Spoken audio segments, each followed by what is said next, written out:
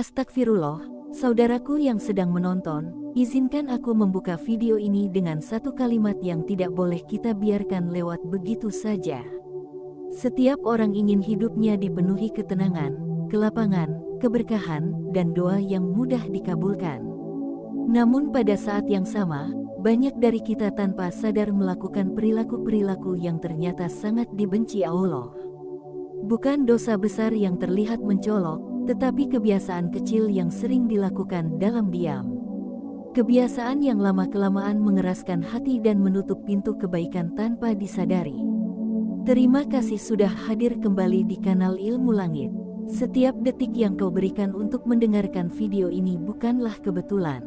Tidak peduli dari mana kamu membuka video ini atau apa yang sedang kamu rasakan, percayalah bahwa kehadiranmu pada detik ini adalah bentuk perhatian Allah kepadamu.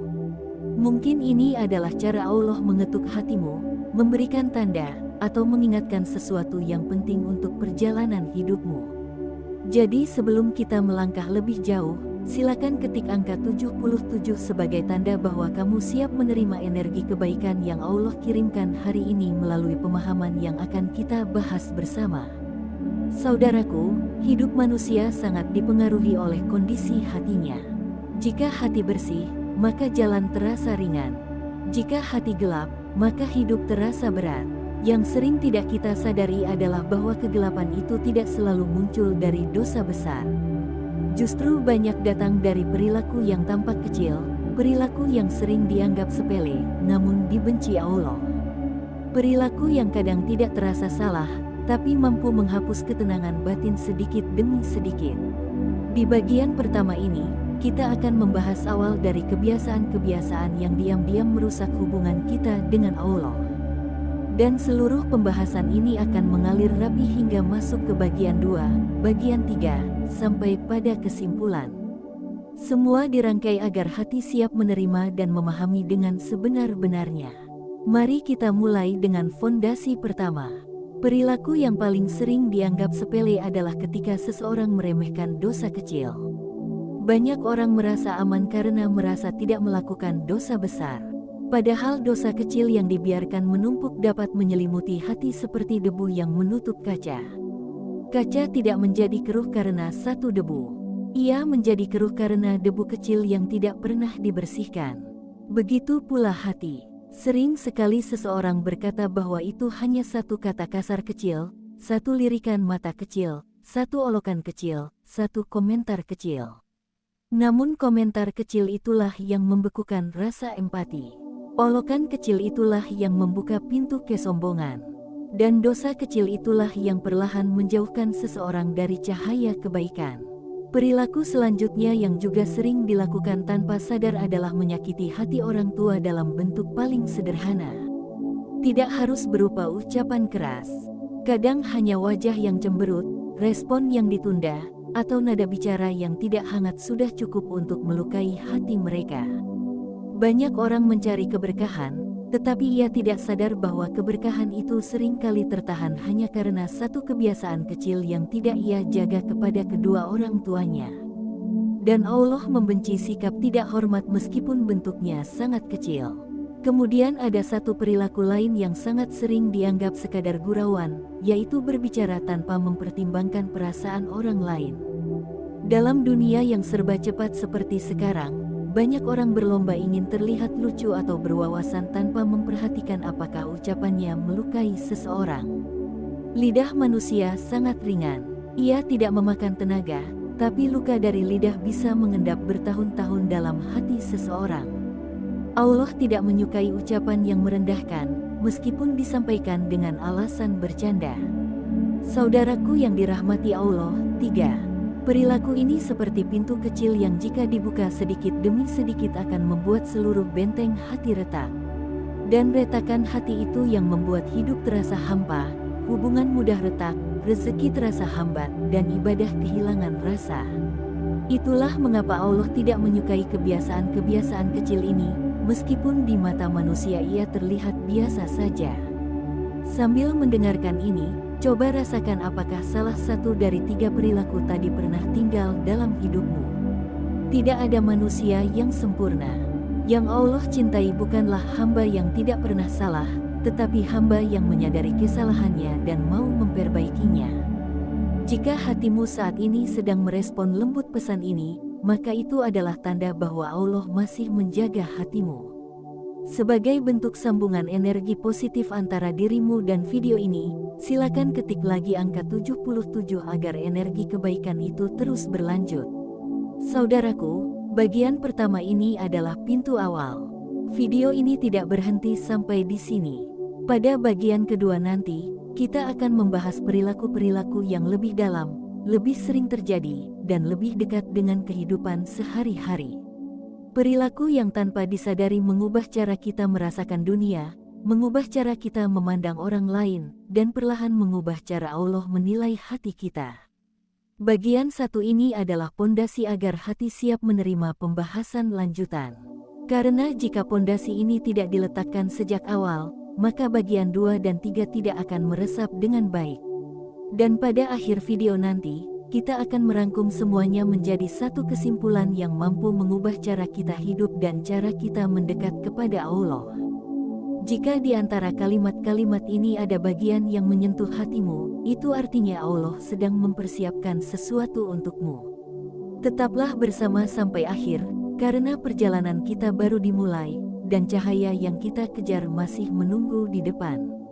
Saudaraku yang masih setia menyimak perjalanan ini, aku ingin kembali mengingatkan bahwa keberadaanmu di bagian kedua ini adalah tanda bahwa hatimu sedang Allah arahkan menuju sesuatu yang lebih baik. Tidak semua orang diberi kesempatan untuk mengoreksi dirinya. Banyak yang menonton video seperti ini tetapi hatinya tidak tersentuh. Namun jika kamu masih di sini, masih menyimak dengan penuh kesadaran, berarti Allah sedang menyiapkan ruang baru di hatimu untuk menerima cahaya yang lebih terang. Di bagian pertama tadi, kita sudah membuka 3 pintu perilaku yang sering dianggap kecil namun sangat dibenci Allah. Pada bagian kedua ini, kita akan masuk lebih dalam lagi. Kita akan membahas perilaku yang lebih dekat dengan keseharian kita, yang sering dilakukan, meskipun tidak pernah diucapkan, yang terlihat sepele, tetapi sesungguhnya mampu mengubah arah hidup seseorang. Mari kita mulai dengan perilaku yang paling sering muncul dalam hati manusia, terutama ketika melihat orang lain mendapat nikmat. Perilaku itu adalah sifat dengki. Dengki bukan sekadar iri. Dengki adalah ketika hati merasa tidak nyaman melihat orang lain diberi sesuatu oleh Allah. Dengki muncul ketika seseorang merasa nikmat itu seharusnya milik dirinya. Dengki menyala ketika seseorang melihat temannya membeli rumah, mendapat pekerjaan baik, menikah, memiliki keluarga harmonis, atau hidupnya tampak lancar, lalu ia merasa tidak rela. Dengki adalah penyakit hati yang membuat seseorang menolak takdir Allah dengan diam-diam. Karena itulah Allah membenci sifat ini. Sebab dengki tidak hanya merusak hubungan manusia dengan manusia, tetapi juga merusak hubungan manusia dengan Allah. Perilaku berikutnya adalah menunda kebaikan. Ini adalah kebiasaan umum yang sering disepelekan. Banyak orang punya niat baik, niat untuk membantu, niat untuk meminta maaf, niat untuk memperbaiki ibadah, niat untuk berhenti dari kebiasaan buruk, atau niat untuk lebih mendekat kepada Allah. Namun niat itu terus disimpan tanpa diwujudkan. Menunda kebaikan menjadi sebuah kebiasaan yang merusak karena setiap penundaan adalah kesempatan yang hilang. Setiap kesempatan yang hilang adalah bentuk penolakan terhadap hidayah. Allah membenci kebiasaan menunda kebaikan bukan karena Allah butuh kita bergegas, tetapi karena menunda berarti menutup pintu hati sedikit demi sedikit hingga akhirnya kesempatan itu tidak pernah kembali. Selanjutnya adalah kebiasaan yang sering terjadi dalam percakapan sehari-hari, baik secara langsung maupun di media sosial, yaitu mengumbar aib orang lain. Ini adalah perbuatan yang tampak ringan, tetapi dosa dan dampaknya sangat berat. Ada orang yang merasa sudah cukup baik hanya karena ia tidak melakukan dosa besar. Namun ia lupa bahwa membuka aib orang lain bisa menghancurkan kehidupan seseorang. Mengumbar aib orang lain berarti melupakan bahwa Allah telah menutup banyak aib kita. Seseorang mungkin hanya bercerita sedikit tentang keburukan orang lain, namun cerita itu menyebar, menjadi bahan gunjingan, dan merusak kepercayaan seseorang. Allah sangat membenci kebiasaan membuka aib, bahkan jika aib itu benar, karena hal itu menyalakan penyakit hati dan memadamkan rasa kasih antar sesama manusia. Saudaraku, ada lagi satu kebiasaan kecil yang diam-diam dibenci Allah, dan kebiasaan ini hampir dimiliki setiap orang tanpa ia sadari, yaitu kebiasaan mengeluh secara berlebihan. Mengeluh itu manusiawi, tidak ada manusia yang tidak pernah mengeluh. Namun ketika keluhan menjadi bagian besar dari kehidupan, maka seseorang telah menunjukkan bahwa ia kurang bersyukur. Mengeluh berarti menganggap nikmat yang telah Allah berikan tidak cukup, padahal masih ada orang yang memohon untuk berada dalam posisi kita. Mengeluh membuat hati semakin rapuh dan menjadikan seseorang lupa bahwa setiap keadaan adalah ujian dan kesempatan untuk naik derajat. Allah membenci sikap mengeluh karena keluhan yang berlebihan menghapus rasa syukur dan menciptakan jarak antara hamba dan Tuhannya. Perilaku berikutnya adalah mempermainkan waktu salat. Banyak orang tidak meninggalkan salat. Mereka tetap menjalankannya, tetapi menundanya sampai akhir waktu tanpa alasan. Salat adalah bentuk janji dan ikatan antara hamba dan Allah. Ketika seseorang menunda-nunda salat dengan ringan, ia sedang menunjukkan bahwa urusan dunia lebih penting daripada panggilan Tuhannya. Allah membenci perilaku ini karena salat bukan hanya kewajiban, melainkan pengingat yang menjaga hati agar tetap lembut. Ketika salat diulur-ulur, maka hati ikut tertunda untuk kembali kepada ketenangan. Saudaraku, 5 perilaku yang kita bahas pada bagian kedua ini bukanlah sekadar dosa, tetapi kebiasaan. Kebiasaan yang jika terus dibiarkan akan membentuk karakter. Karakter yang sulit diperbaiki dan akhirnya menjadi penyebab seseorang hidup tanpa arah. Kebiasaan kecil adalah pintu menuju kehancuran besar jika dibiarkan. Sebaliknya, kebiasaan kecil pula yang menjadi pintu menuju kemuliaan jika dijaga. Dan Allah membenci kebiasaan-kebiasaan ini karena ia merusak hati sedikit demi sedikit tanpa disadari oleh pemiliknya. Jika pada bagian pertama hati kita dituntun untuk menyadari kesalahan yang tampak ringan, maka pada bagian kedua ini kita sedang diajak melihat lebih jauh ke dalam diri sendiri. Bukan untuk merasa bersalah secara berlebihan, tetapi untuk menyadari bahwa Allah masih memberikan kesempatan untuk berubah. Setiap orang yang mendengarkan dengan hati terbuka sedang berada pada jalan perubahan. Dan jalan itu akan semakin jelas jika kita melanjutkan ke bagian berikutnya. Sebelum kita masuk ke pembahasan bagian ketiga, hadirkan satu kesadaran dalam dirimu. Jika Allah mengizinkan telingamu mendengarkan ini, matamu membaca ini, dan hatimu merasakan ini, berarti Allah masih ingin dirimu kembali mendekat kepadanya. Inilah alasan mengapa video ini hadir dalam hidupmu. Tidak ada yang kebetulan, tidak ada yang muncul tanpa maksud, dan tidak ada hati yang tersentuh tanpa izin Allah. Untuk menjaga energi kebaikan agar tetap mengalir, kamu boleh mengetik angka 77 di kolom komentar. Angka itu bukan sekadar angka, tetapi simbol bahwa hatimu siap membuka ruang baru untuk perubahan yang lebih baik. Saudaraku, bagian kedua ini hanyalah jembatan. Kita belum masuk pada inti terdalamnya. Pada bagian ketiga nanti, kita akan membahas 2 perilaku paling berbahaya. 2 perilaku yang tampak kecil tetapi mampu menghancurkan seluruh amal seseorang. 2 perilaku yang sering terjadi secara diam-diam, namun sangat dibenci Allah karena merusak kemurnian hati. Dan setelah itu, kita akan melangkah ke kesimpulan yang akan merangkum semuanya menjadi satu pemahaman besar. Tetap lanjut ke bagian ketiga, karena perjalanan ini belum selesai. Hati kita masih membutuhkan pemahaman yang lebih dalam. Dan insya Allah, pada bagian ketiga nanti, kamu akan memahami betapa pentingnya menjaga setiap gerakan hati, ucapan, dan tindakan agar hidup terasa jauh lebih ringan, lapang, dan penuh keberkahan. Saudaraku yang masih bertahan sampai bagian ketiga ini, ketahuilah bahwa tidak semua orang mampu bertahan sejauh ini. Banyak yang berhenti di tengah. Banyak yang merasa cukup dengan penjelasan sekilas. Namun kamu berbeda. Kamu terus menyimak, Kamu terus membuka hatimu, dan itu adalah tanda bahwa Allah sedang menuntunmu menuju pemahaman yang lebih dalam. Ini bukan kebetulan. Ini bukan hiburan. Ini adalah bagian dari perjalanan jiwa seseorang ketika Allah menghendaki ia berubah pelan-pelan menuju arah yang lebih baik. Pada bagian pertama, kita sudah membahas pintu awal tentang dosa kecil yang merusak tanpa disadari. Bagian kedua membawa kita lebih dalam, membongkar kebiasaan yang sering kita lakukan sehari-hari. Dan sekarang, pada bagian ketiga, kita sampai pada titik paling penting. Titik yang menjadi pemutus nasib seseorang. Titik yang membuat amal seseorang diterima atau ditolak. Titik yang menentukan apakah hati seseorang masih mendapat cahaya atau justru makin gelap. Di bagian ketiga ini, kita akan membahas dua perilaku paling berbahaya yang diam-diam dibenci Allah. Dua perilaku yang jika tidak dijaga, dapat menghapus kebaikan yang sudah kita bangun sejak lama.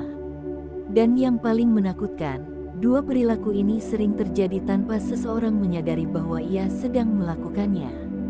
Perilaku pertama adalah riya. Riya adalah ketika seseorang melakukan kebaikan, ibadah, atau amal tertentu namun hatinya tidak sepenuhnya tulus untuk Allah. Ia melakukan kebaikan agar dilihat orang lain, agar dipuji, agar dianggap saleh, agar dihormati, atau agar dianggap lebih baik dari orang lain. Riya bukan hanya menodai amal, tetapi mengubah amal itu menjadi sesuatu yang tidak memiliki nilai sama sekali. Betapa banyak orang yang salat dengan tampilan khusyuk, tetapi hatinya berharap agar orang lain memperhatikannya. Betapa banyak orang yang sedekah dengan jumlah besar, tetapi hatinya merasa puas karena dipuji. Betapa banyak orang yang berbuat baik, namun motivasinya bukan Allah. Mengapa riya begitu dibenci Allah? Karena riya mencuri hak Allah. Riya merampas ketulusan yang seharusnya hanya diberikan kepada Allah. Amal itu menjadi kosong, meskipun dilakukan dengan tubuh yang tekun. Riya merusak hati karena seseorang mulai merasa bahwa nilai dirinya bergantung pada pandangan manusia, bukan penilaian Allah. Dan orang yang hatinya dipenuhi riya akan terus merasa haus. Ia akan melakukan kebaikan bukan untuk meraih ridha Allah, tetapi untuk meraih perhatian manusia yang sebenarnya tidak pernah puas. Perilaku kedua yang juga sangat dibenci Allah adalah kesombongan. Kesombongan bukan hanya sikap merendahkan orang lain.